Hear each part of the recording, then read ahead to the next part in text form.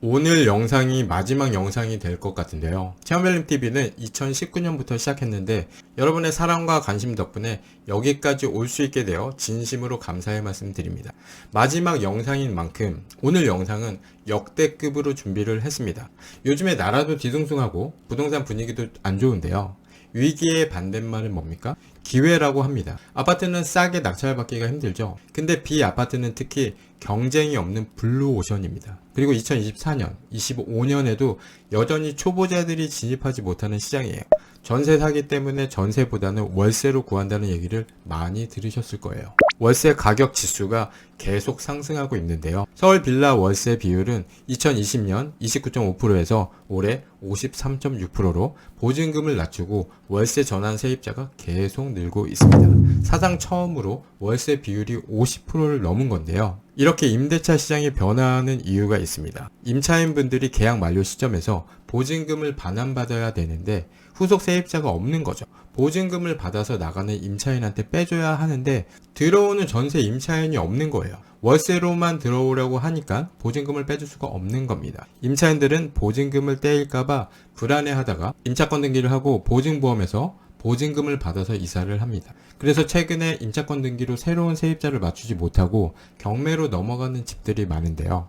부동산 경매로 지금 좋은 가격에 경쟁 상대가 적은 비아파트 물건들을 잘 받아가고 있습니다. 수익률도 좋고 아주 적은 돈으로 엄청난 수익을 내고 있어요. 오늘은 비아파트 다가구 주택에 대해서 알아보고 꼬마 빌딩 찐부자의 생존 비법, 이 책도 리뷰해 보도록 하겠습니다.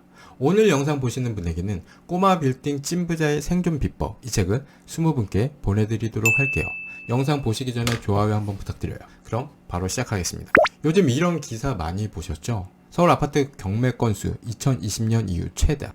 부동산 경매 11년 만에 최다. 하반기에 더 쏟아진다. 11월 경매 넘어간 집합 건물 99개월 만에 최다. 이미 경매 개시 신청 건수 4,865건. 대구 같은 경우에는 16년 만에 경매 진행 건수 최다 기록이라고 합니다. 우리가 여기서 좀 집중해야 되는데요. 경매를 참여하는 인원 대비 경매 물건이 쏟아져 나오면 어떻게 됩니까? 지금까지와는 다른 엄청나게 싸게 받을 수 있는 기회가 오고 있다는 겁니다. 하지만 그 안에서도 옥석을 잘 구별해야 하고 싸게 받을 수 있는 물건을 잘 선별해서 입찰을 해야 하는 거예요. 이제 부동산은 끝났네. 그냥 마음 편하게 미국 주식에 넣어놓는 게 안전빵이야. 이렇게 사람들과 함께 하시면 절대로 안 됩니다. 잠깐 외로워지세요. 투자는 원래 고독한 겁니다. 다 같이 어깨동무를 하고 으쌰으쌰 뭐 이런 개념이 아니라는 거죠.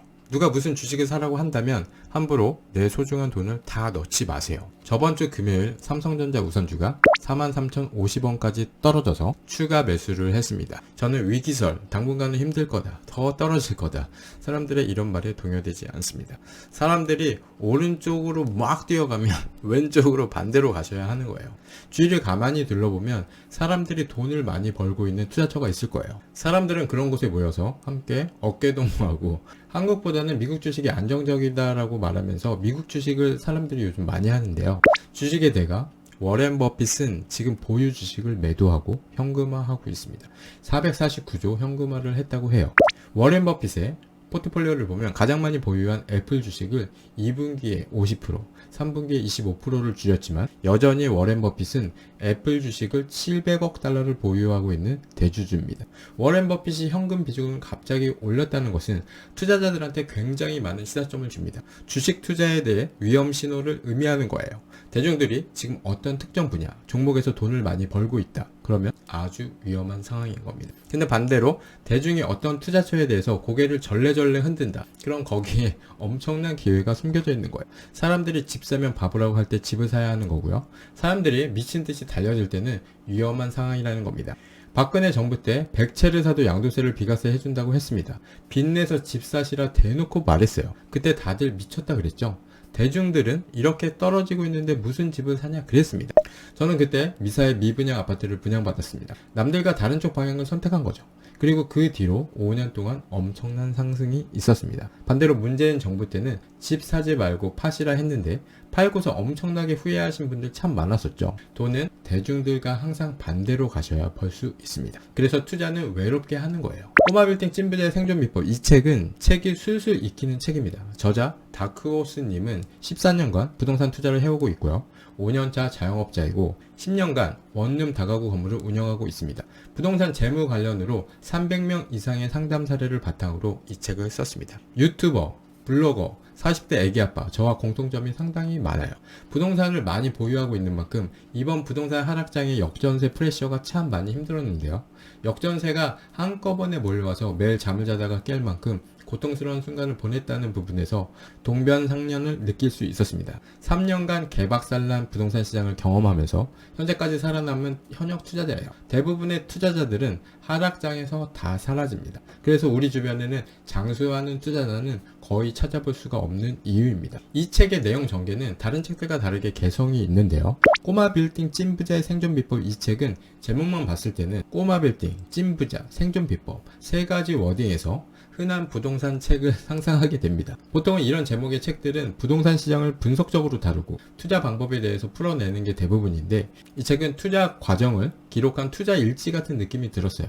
다크호스님이 얘기하는 부동산 투자자로서의 생존 비법은 세 가지입니다. 첫 번째, 근로소득으로 시드머니를 만들어서 부동산에 투자하라. 두 번째, 임차가 아닌 내 소유의 부동산에서 사업을 세팅하라. 세 번째, 은퇴, 퇴직 후 소득을 대체할 현금 흐름을 만들어라. 네, 아주 공감하는 내용이고 저도 완전 똑같은 느낌으로 설정을 하고 부동산 투자에 임하고 있습니다. 저도 2014년부터 대지 67평 9세대 다가구 주택을 10년 정도 관리하고 있는데요. 만기 후 보증금 반환 문제, 미납 월세에 대한 대응, 주차로 인한 세대들의 다툼, 쓰레기 부담 투기, 누수 문제, 층간소음 문제 등등 책을 읽으면서 공감이 되는 부분이 아주 많았어요. 같은 자영업자라서 감회가 새로웠는데요. 아직 저는 제 소유의 사업장이 아니라 임차인으로 임대해서 사용하고 있지만 15년차 자영업자로 이미 15년 동안 나간 임대료로 내 건물을 매입해서 사업을 했다면 시세 차익이 엄청나겠죠. 15년이라는 세월이 그냥 소비가 된 게 안타깝습니다. 그 시간들이 투자가 되었다면 어땠을까요?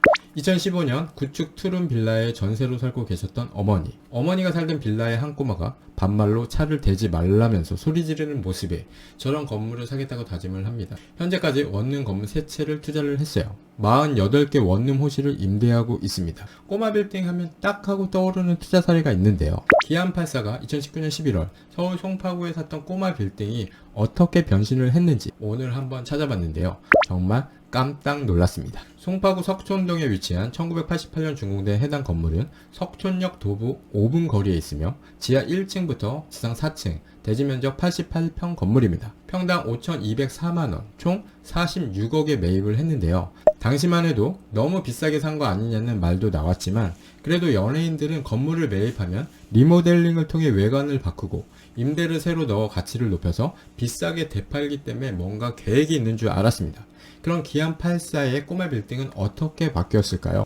놀랍게도 이 건물은 5년이 지난 지금 아무런 변화가 없습니다. 1층에 위치한 횟집은 여전히 운영 중이며 위층에 있던 파출 사무소가 없어지고 다른 임차인이 들어왔을 뿐 큰 변화는 없어요. 하지만 2019년 매입한 이 건물이 5년간 약 16억이 올랐습니다. 기안84 본인 명의로 매입했는데요. 채권 최고액 34억 8천만 원인데 120% 설정이라 대출금은 29억입니다. 그럼 17억을 넣고 16억을 번 겁니다. 이런 거 보면 아파트가 답이 아니라는 거예요. 배우 김희애가 소유한 건물에서 월 임대료가 1억이 나온다고 하는데 월세가 1억씩 들어오면 어떤 기분일까요? 월세 1억이라는 돈은 1년 365일을 하루도 쉬지 않고 매일같이 300만원씩 근면성실하게 돈을 탕진하면서 살아야 현금 재산이 늘어나는 것을 간신히 막을 수 있는 돈입니다. 인생에 있어서 잠깐이라도 그렇게 살아보고 싶은 상상을 해보면 뭔가 입가에 미소가 지어지면서 행복하지 않습니까? 18년 전에는 통화량이 100조였는데 현재는 4천조가 넘었어요. 화폐의 가치는 떨어지고 유동성이 4배가 늘어났습니다. 물가 상승률 정도로 상승했을 뿐 119억의 자산이 480억이 되는 게 전혀 이상한 게 아닙니다. 부동산에서 아파트는 토지와 건물에 비교하면 정말 소액 투자예요. 대한민국 토지는 단 한 번도 하락한 적이 없으니까 건물은 오래돼서 감가상각이 된다고 해도 서울 노른자, 강남 땅덩어리는 우리나라에서 제일 높은 수익률을 안겨주는 거예요. 토지 매입 당시 평당 가격은 6,061만원, 채권 최고액은 36억원, 대출은 30억. 나머지 89억은 현금으로 매수를 했습니다. 인근에서 올해 6월 신축 건물이 평당 2억 3천만 원에 거래된 것을 고려할 때 기미의 빌딩은 코너에 위치한 조건을 감안해서 평당 2억 5,400만 원 정도입니다. 어떤 건물인지 궁금하시죠? 그래서 찾아봤습니다. 부동산 공부 별거 없어요. 등기부등본 떼어보면서 언제 취득했는지, 대출은 얼마를 받았는지 다 확인할 수 있습니다. 2006년 7월 주차장 부지 3개 필지를 매수해서 이렇게 신축을 했습니다. 대지 면적 196평을 평당 2억 5,400만 원으로 계산하면 이 청담동 건물 시세는 500억입니다. 18년 만에 381억 수익, 월 임대료는 1억 가량이며 매일 원가 기준 수익률은 연 6.5%예요. 이런 투자 사례를 보면 사람들은 두 가지 반응을 보입니다. 가장 많은 반응은 돈 많은 연예인이잖아, 우리하고는 달라, 기부해라, 투기꾼, 안 좋은 소리를 하죠. 그리고 또 다른 반응은 저처럼 가슴속에 불을 지피게 됩니다. 그것도 활활. 여러분들도 가슴속에 활활 불을 지피고 집 앞에 있는 건물 등기부등본부터 떼어보면서 관심을 가져보시길 바랍니다. 단독주택, 다가구는 아파트나 빌라와 달리 경쟁이 없는 블루오션입니다. 그리고 2024년, 2025년에도 여전히 초보자들이 진입하지 못하는 시장이에요. 다가구 경매 물건을 어려워하는 가장 큰 이유는 뭡니까? 이걸 낙찰받아서 내가 산 것보다 더 비싸게 팔 수 있을까, 이게 걱정이죠. 시세 파악만 완벽하게 하고 팔리는 시세보다 싸게만 매입한다면 수익을 남길 수 있습니다. 근데 수익이 나는 가격에 싸게 매입할 수 있는 방법은 뭡니까? 저는 평일 오전 10시에 수영장을 다니고 있는데요. 평일 오전 10시라는 시간은 대부분의 사람들이 직장에 있어야 하는 시간이죠. 그래서 수영장에는 남자보다는 여자분들이 다수를 차지하는 게 일반적입니다. 평일 오전 10시에 수영을 할 수 있다는 것 자체가 저는 행복해요. 직장을 출근하지 않는다, 뭐 그런 느낌이 있어서 경제적 자유의 기분도 살짝 들고 좀 피스풀한 분위기가 아주 좋아요. 오늘 같은 클래스에 계신 분의 뒷모습을 봤는데 살이 타서 수영복 자국이 있는 것을 보고 부럽다는 생각을 하면서 수영을 했습니다. 수영장을 다니면서 몸뿐만 아니라 정신적인 부분도 엄청난 트레이닝이 되는데요. 나도 추운 겨울에 따뜻한 나라에 여행을 가고 싶다가 오늘의 수영 생각이었습니다. 수영은 쉬지 않고 꾸준히 하는 게 중요한데요. 모든 운동은 마일리지라서 많이 한 사람이 제일 잘합니다. 쉬지 않고 계속 도는 사람이 그 레일에서는 가장 잘하는 사람이에요. 우리가 수영 선수를 목표로 하는 것도 아니고 급하게 스피드를 낼 필요도 없습니다. 물을 타고 넘어가듯이 미끄러지듯 물을 타는 게 중요해요. 시선도 매우 중요하기 때문에 물 밑으로 내려갈 때는 턱을 붙이고 시선을 아래로 해야 합니다. 반대로 시선을 올리면 물 위로 떠올라요. 힘이 들어가고 안 들어가고 저병을 할 때 보면 극명하게 갈리는데요. 너무 힘이 들어가고 킥을 세게 차면 웨이브 하면서 허리에 무리가 오게 됩니다. 그래서 저병 들어가면서 허리 아파서 그만두시는 분들이 많아요. 건강을 생각해서 하는 운동인데 오히려 독이 되는 거죠. 그리고 나이 드신 어르신들을 보면 이런 생각이 듭니다. 수영은 나중에 나이 먹고 건강해지려고 하는 운동이 아니고 건강할 때부터 해야 나중에 나이가 먹어도 계속할 수 있는 운동이구나 라는 생각이 듭니다. 수영을 오래 하신 어르신들을 보면 젊은 사람들보다도 체력이 더 좋으신 것 같아요. 제가 왜 갑자기 수영 얘기를 했는지 눈치가 빠르신 분들은 알아채셨을 겁니다. 부동산 투자 역시 나중에 나이가 들어서 노후를 생각해서 하는 게 아니라 수영처럼 젊었을 때부터 꾸준히 해야 나중에 나이가 들었을 때도 힘들지 않게 편하게 할 수 있는 거예요. 투자 역시 무리하지 않으면서 안정적인 수익을 낼 수 있는 겁니다. 여름에 더울 때만 바짝하고 겨울에는 춥다고 그만두시는 분들이 많은데 수영이든 투자든 꾸준히 오랫동안 무리하지 않고 지속하는 사람이 잘하는 거예요. 수영을 하는 이유가 수영 선수가 목표가 아닌 것처럼 부동산 투자를 하는 이유가 부동산 선수 박사가 아닙니다. 건강하려고 하는 수영처럼 삶의 여유를 찾을 수 있는 정도의 부동산 투자, 이것이 바로 우리가 부동산을 하는 이유입니다. 꾸준히 지속하면 힘이 들지 않고 편하게 앞으로 나아갈 수 있는 것처럼 투자도 꾸준히 지속하면 큰 리스크 없이 좋은 가격을 만날 수 있고 마음이 조급해지지 않기 때문에 내가 원하는 매도 타이밍까지 기다릴 수 있는 거예요. 이 책은 다가구 주택으로 월세 받는 것을 목표로 하시는 분들, 화려한 장밋빛 성공담이 아닌 아무나 쉽게 얘기할 수 없는 어려운 시기를 어떻게 극복하고 있는지를 보여주는 책입니다.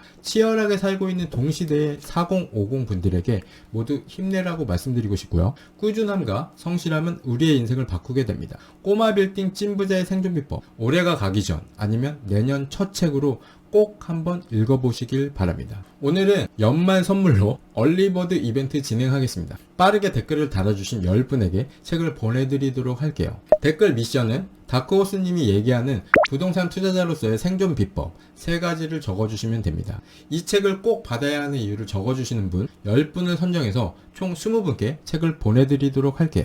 2024년 올해 마지막 영상이네요. 썸네일로 어그로를 끌어서 죄송합니다. 여러분들께 좋은 책을 소개해드리고 책도 보내드리고 좋은 내용을 여러분들과 함께하고 싶은 제 마음을 이해해 주셨으면 합니다. 2024년 체험별님TV 사랑해주신 여러분들, 도서 이벤트를 지원해주신 출판사 관계자분들께 진짜 진심으로 감사의 말씀 드립니다. 새해에는 하시고자 하는 일 모두 잘 되시길 바라고, 부동산 경매로 작은 거라도 좋으니까 꼭 한번 낙찰받아서 월세를 받아보는 경험을 해보시길 바랍니다. 주식으로 깔짝깔짝 수익은 낼 수 있어도 부자는 될 수 없어요. 다가구 주택 하나씩 마련하셔서 우리의 월급만큼 월세를 받는 삶을 사시길 바라겠습니다.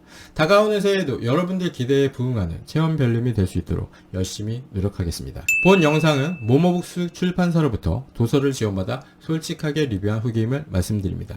감사합니다. 이상 체험별님이었습니다.